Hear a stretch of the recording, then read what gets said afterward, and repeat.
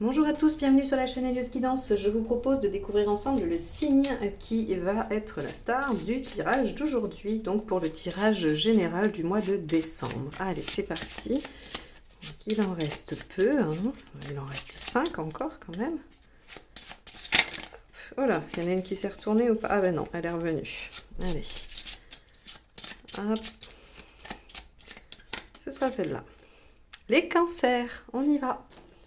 C'est parti. Alors, on va utiliser les arcanes majeures de l'oracle lumière, on va utiliser le tarot de la magie verte et le tarot of dreams. Allez, c'est parti. Alors, j'ai fait des plutôt bons tirages jusqu'à présent sur ce mois de décembre. J'espère que ça va continuer avec vous, les cancers. Alors, on va voir déjà la carte, l'arcane majeure qui va donner le ton, la météo de votre mois de décembre. Donc, on est sur un tirage général pour vous, les cancers, sur le mois de décembre 2020.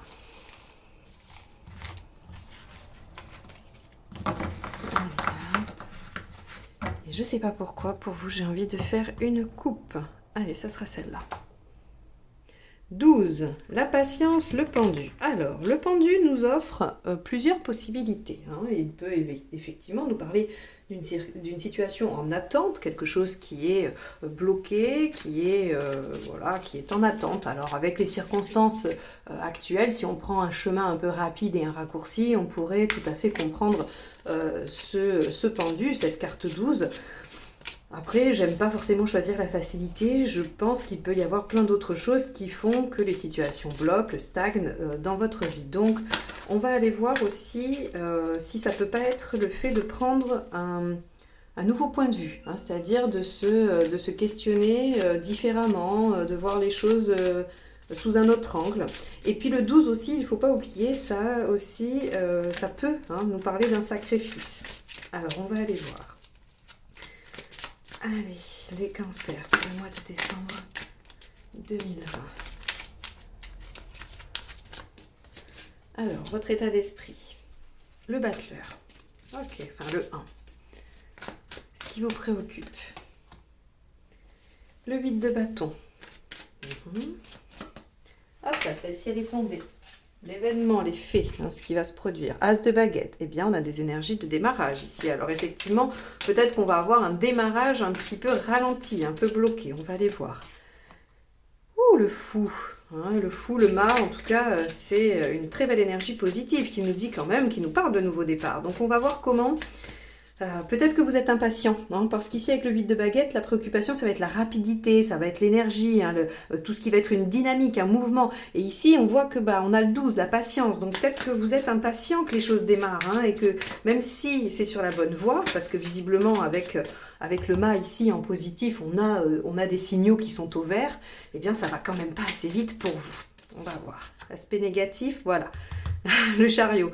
Donc le chariot va nous parler effectivement de déplacement, de voyage, mais aussi il peut nous parler de vitesse, d'avoir les rênes. Peut-être que tout ne dépend pas de vous dans ce nouveau départ, dans cette nouveauté, et que ça traîne, il y a des choses qui n'avancent pas, c'est l'aspect négatif ici. Émotionnellement, l'étoile, vous gardez confiance quand même, vous savez que les choses sont plutôt en bonne voie, voilà.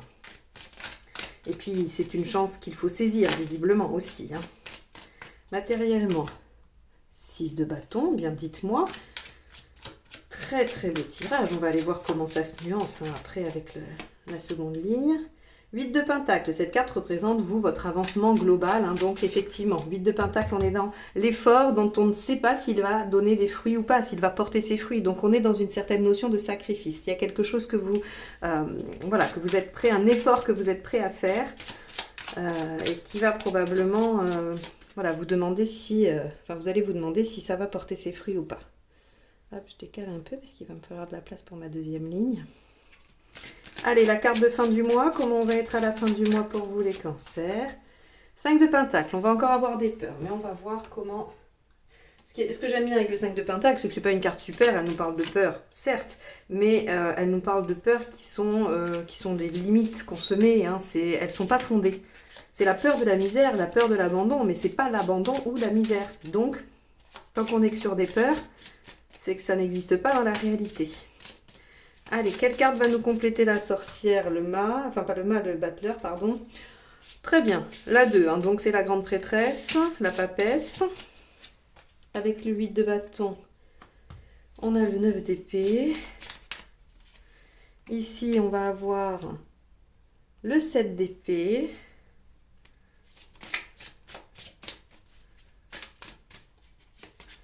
Ici, on va avoir le roi de pentacle. Ici, on va avoir l'as d'épée. Alors là, on a pas mal d'épées, dites donc, quand même. Hein. Avec l'étoile, on va avoir, waouh, une autre arcane majeure, le jugement.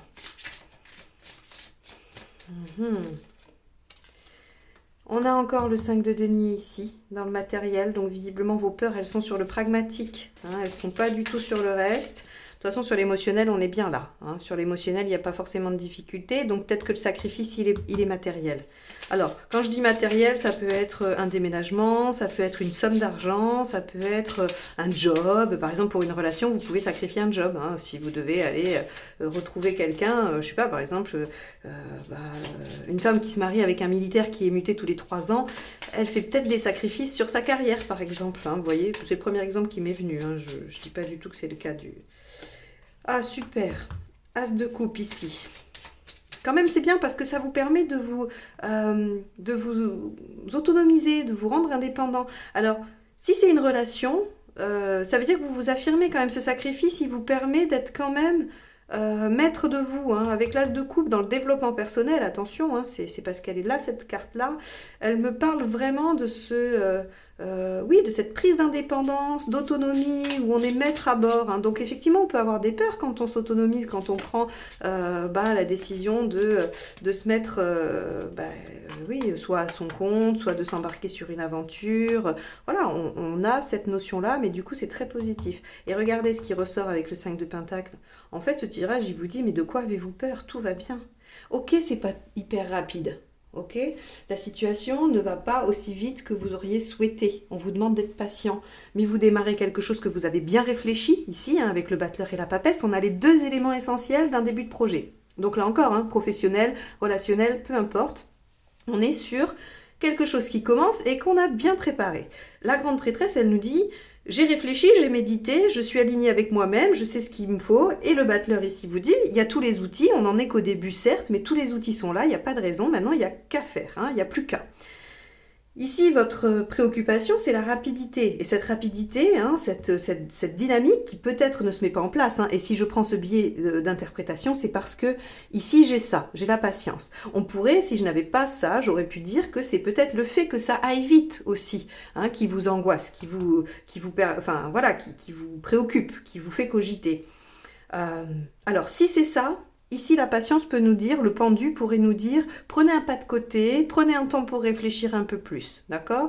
Ne vous privez pas de ça. Hein. Si vous êtes dans cette appréhension parce que les choses vont trop vite, eh bien, prenez ce temps, prenez la posture du pendu qui dit stop, j'arrête les choses, 2 heures, 10 heures, 5 heures, 3 jours, 4 jours, une semaine, peu importe, mais je fais une pause pour pouvoir réfléchir à la situation.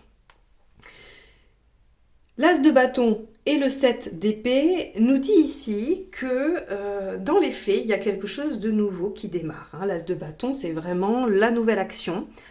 C'est quelque chose qui est relié avec l'énergie, l'émotionnel, tout ce qui va être vraiment, on va dire, dans la globalité de l'action. Hein. Si c'était un as d'épée, on aurait quelque chose dans l'activité mentale ou dans le travail. Si on avait un as de coupe, on aurait une nouvelle relation sentimentale, amicale, ou en tout cas quelque chose qui réveille le sentimental et l'émotionnel. Là, avec l'as de bâton, on est sur une nouvelle action. Quelque chose que vous n'avez probablement pas encore fait, ou un renouveau de quelque chose qui a déjà été fait par le passé et qu'on redémarre aujourd'hui. Donc on a quelque chose, je dis ça parce qu'on a le jugement. J'essaye de vous faire tous les liens, c'est vrai que moi comme j'ai le tirage et que je vois toutes les cartes, il y a des choses, des liens que je fais, j'essaye au maximum de vous les retranscrire, mais j'essaye aussi de ne pas vous perdre. Hein. Mais ici, quand je dis un renouveau, c'est parce que j'ai le jugement dans l'émotionnel. Le jugement peut nous parler de réconciliation, de retour à quelque chose d'ancien, et quelque chose que l'on a longtemps espéré avec l'étoile. Donc ça peut aussi être un métier, une carrière. Vous avez peut-être un rêve d'être je ne sais quel métier et vous allez enfin pouvoir le réaliser. Vous avez fait ce qu'il fallait, vous avez mis tout en place. Ça peut être une relation que vous avez souhaité récupérer, remettre en route et enfin les choses démarrent. En revanche, ici j'ai ce 7 d'épée. Alors, Le 7 d'épée peut nous parler bien évidemment de tout ce qui est filouterie, trahison, tout ça, hein. Mais ça peut aussi nous parler de ne pas oser dévoiler les choses. Peut-être qu'on garde les choses pour soi. Alors, soit vous, soit la personne en face si c'est une relation, soit le boulot, soit... Enfin, il y a des zones d'ombre. En tout cas, on vous dit, avec ce 7 d'épée, qu'il y aura des choses qui ne seront pas dites, hein, des choses qui seront cachées, dissimulées. Alors, c'est pas très grave en soi parce que le tirage est très bon. La seule chose qui me fait faire le lien, c'est avec ce 5 de denier. C'est-à-dire que peut-être le fait que tout ne soit pas dévoilé, ça vient activer vos peurs et c'est pour ça qu'elles sont présentes. Donc, à mon sens, hein, il va falloir dire les choses et parler. Il va falloir poser des questions ou se dévoiler, hein, parce que ça peut très bien vous appartenir ou appartenir à la partie adverse. Par exemple, si vous êtes en négociation pour un nouveau job, mais que il y a des points obscurs, hein, par exemple, vous ne savez pas trop comment ça va fonctionner votre rémunération, ou vous n'êtes pas très au clair sur les horaires, ou sur, voilà, par rapport au contrat, il va falloir le dire. Parce que après, si on n'éclaircit pas les choses, on ne pourra pas dire qu'on n'était pas au courant ou ci ou là. On n'aura tout simplement pas posé des questions et on sera resté dans le flou qui viendra activer les peurs. Vous pouvez très bien être content d'avoir trouvé un job, mais on ne vous a pas précisé votre rémunération précise, par exemple, hein, brut ou net, ou je ne sais pas, on vous a annoncé un salaire, vous ne savez pas si c'est brut ou net, par exemple. Ça va activer vos peurs, vous allez vous dire, mais si jamais c'est net, alors que moi, enfin si jamais c'est brut, alors que moi j'ai compris que c'était net, il va me manquer de l'argent, je ne vais pas réussir. Enfin, vous voyez, on active tout un truc de peur qui est inutile, hein, et du coup qui active la rumination, le 9 d'épée. Donc, on pose les questions, on dit les choses. Et pareil dans une relation, hein.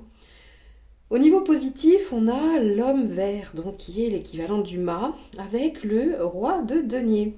Alors moi, ce que ça m'indique en positif, c'est que on a des bonnes bases pour se lancer dans cette nouvelle aventure. On a tout ce qu'il faut au niveau pragmatique, mais on a aussi le détachement suffisant par rapport à ce qu'on vivait avant ou par rapport à ce qui était jusqu'à présent pour se lancer dans cette nouvelle aventure, dans ce nouveau projet, ce nouveau job, cette nouvelle relation, peu importe.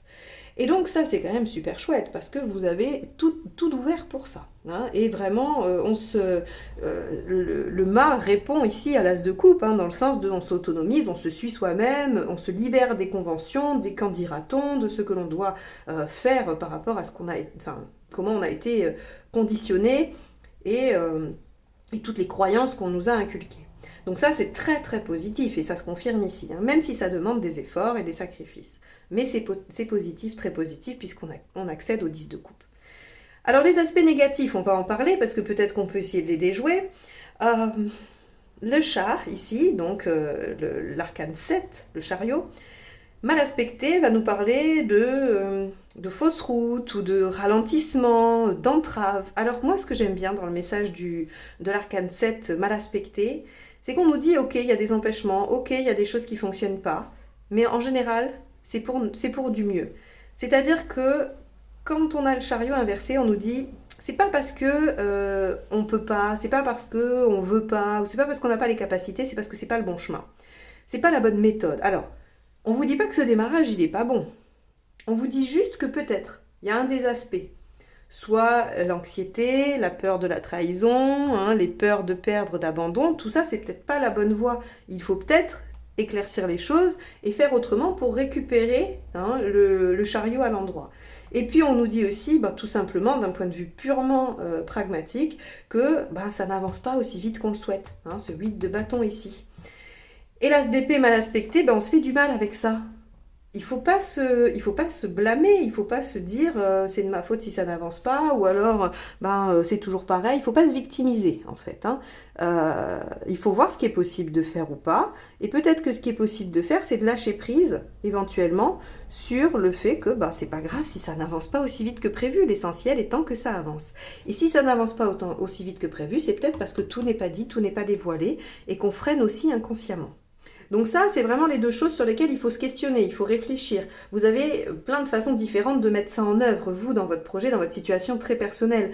C'est des pistes de réflexion qui vous sont offertes par le tarot ici. Au niveau émotionnel, avec le 17 et le jugement, on voit qu'il y a quelque chose que vous avez longtemps espéré, ou en tout cas vous avez souhaité obtenir une chance dans un domaine, sur une question émotionnelle, sentimentale, et que là on vous offre la possibilité de venir réparer, de venir questionner, de remettre au goût du jour et de réactualiser quelque chose du passé auquel vous avez pensé et que vous avez espéré. Donc c'est pour ça que je vous dis, c'est soit un projet qui vous tient à cœur depuis longtemps, soit une relation que vous souhaitiez remettre sur pied. Il y a de toute façon quelque chose qui vient se réaliser par rapport à un passé. Et ça c'est chouette parce qu'émotionnellement ça vient vous nourrir, ça vient vous réparer, ça vient vous consoler de quelque chose et c'est très bien. C'est comme une victoire personnelle, c'est pas pour rien ici qu'on a l'as de coupe. On vient se contenter soi-même par rapport à ce qu'on voulait réaliser. Donc ça c'est très chouette. Sur le plan matériel, on voit qu'il y a une victoire, mais il y a des peurs. Il y a des risques à prendre peut-être, il faut lancer une bataille, il faut...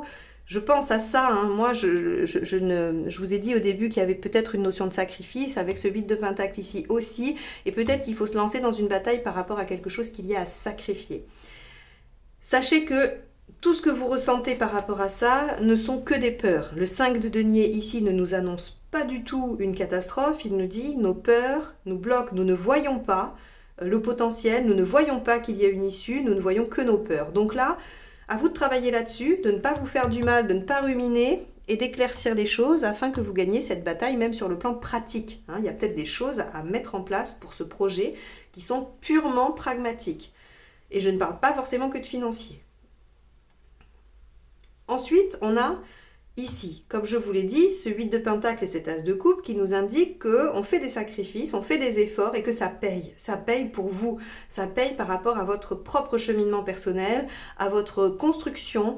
On a avec cet as de coupe l'unicité, le côté où on va réussir à se contenter soi-même, à se nourrir soi-même, à se compléter soi-même. Et donc ça, c'est, je trouve... une des plus belles cartes qu'il puisse y avoir, avec, il y en a quelques-unes, on peut avoir l'étoile aussi, ici on peut avoir le soleil, on peut avoir le monde évidemment aussi, mais l'as de coupe est une très belle carte dans ce domaine-là, puisqu'elle nous dit quand même qu'on arrive à une certaine complétude, au moins sur un plan de notre être. Donc soit le fait de vous réaliser professionnellement vous permet enfin de vous sentir entier, de vous sentir réalisé sur ce plan-là, ou alors le fait d'obtenir, de concrétiser une relation sentimentale ou un projet artistique, associatif ou peu importe, vous amène à cette complétude-là. Donc ça c'est très chouette. Donc on revient sur la fin du mois avec encore quelques peurs résiduelles que vous n'arrivez pas encore tout à fait à sortir, à apaiser, mais c'est pas très grave, ça reste un 5 de pentacle, on n'est pas sur un diable mal aspecté où on est complètement pris au piège avec ses propres démons. On est là avec un 5 de pentacle qui nous titille encore un peu, mais on a surtout un 10 de coupe qui lui nous dit ça y est, enfin, on arrive à un certain aboutissement, à un certain épanouissement, et surtout une sérénité, une joie, un plaisir émotionnel. Et c'est pas très étonnant parce qu'ici on a 2 arcades majeures positives et donc forcément ça nous donne une belle joie de vivre et une belle énergie pour ce mois de décembre. Donc félicitations les cancers, quoi que vous mettiez en place, que ça aille un peu trop vite pour certains ou que ce soit trop lent pour d'autres, patience, lâchez prise, éventuellement essayez d'éclaircir les zones d'ombre, apaisez vos peurs. S'il y a vraiment quelque chose qui bloque au regard du pendu ici, essayez de voir s'il n'y a pas un autre chemin, parce que ça veut dire juste que c'est pas par cette petite voie-là, il faut juste changer un truc. On peut, en changeant juste un tout petit morceau du projet, peut-être qu'on peut filer tout droit. Et on ne se fait pas de mal avec ça, d'accord ? Donc voilà pour vous les cancers sur ce mois de décembre. J'espère que ce tirage vous aura donné des pistes de réflexion, des éléments de réponse par rapport à votre situation. Et je vous souhaite un excellent mois de décembre et je vous dis à très bientôt pour les guidances sentimentales et surtout les guidances, les projections de 2021 qui sortiront, je pense, vers le 15 décembre, dans ces alentours-là en tout cas. À très bientôt, au revoir.